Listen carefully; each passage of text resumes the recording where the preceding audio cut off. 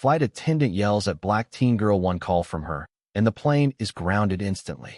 The airplane cabin hummed with the restless buzz of passengers, but for Amara, it was the sound of her heartbeat thundering in her ears that drowned it all out.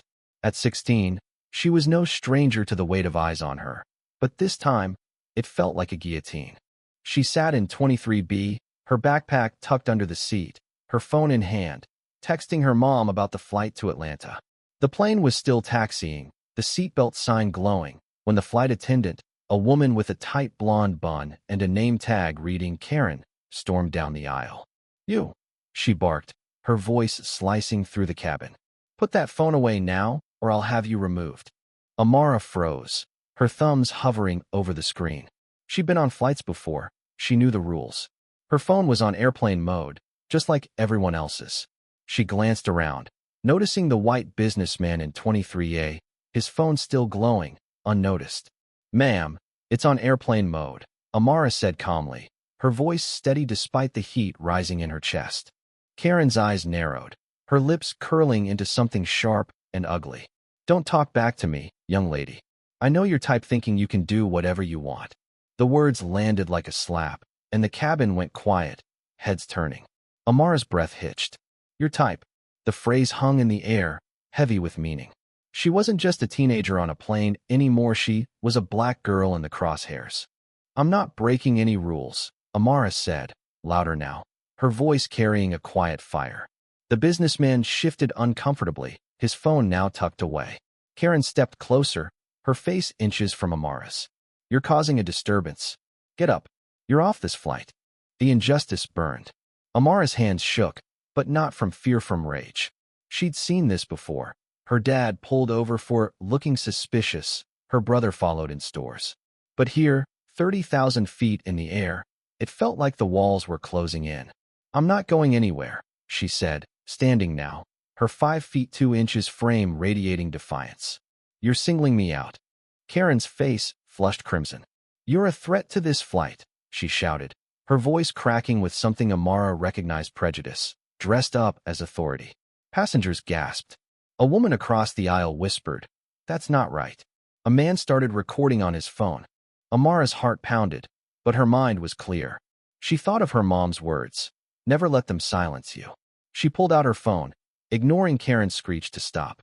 With one tap, she dialed her mother, a civil rights attorney who'd fought cases like this for years. "Mom," Amara said, her voice steady despite the chaos. "They're trying to kick me off the plane." "For nothing." Karen lunged forward, reaching for the phone, but Amara stepped back, her eyes locked on the flight attendants. "You're done," Amara said, her voice low but unshakable. The call connected, and her mother's voice came through, calm but commanding. "Amara, stay on the line. I'm calling the airline now." Within minutes, the plane slowed, the captain's voice crackling over the intercom. "Folks, we're returning to the gate due to an onboard issue." The cabin erupted in murmurs. Karen's face drained of color as she realized the tide had turned. Passengers began whispering, some nodding at Amara with quiet respect. The businessman in 23A looked away, shame creeping into his posture. At the gate, airline officials boarded, their faces grim. Amara's mother had already contacted the CEO's office, her legal connections moving faster than the plane ever could. Karen was escorted off, her protests fading into the jet bridge. Amara stayed seated, her phone still in hand, her mother's voice now soothing through the speaker. "You did the right thing, baby." As the new flight crew took over, a passenger leaned over, an older black woman with kind eyes. "You're strong, child. Don't ever forget it." Amara nodded, tears pricking her eyes not from sadness, but from the weight of standing her ground. The flight resumed, but the story didn't end there. Videos of the incident spread across social media, sparking outrage and debates about systemic bias. Amara's name trended, not as a victim, but as a symbol of courage. The airline issued an apology, and Karen faced consequences, but for Amara, it wasn't about revenge. It was about the truth. One voice, one call, could shift the world. In the days that followed, Amara spoke at a community event, her voice no longer just her own, but a beacon for others. "We don't have to stay silent," she said, her words carrying the weight of her experience. "We can't afford to." The plane had landed, but Amara's fight was just beginning.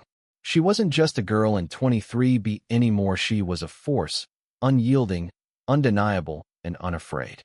Thank you for listening. If you find it interesting, please like and subscribe to follow the next stories.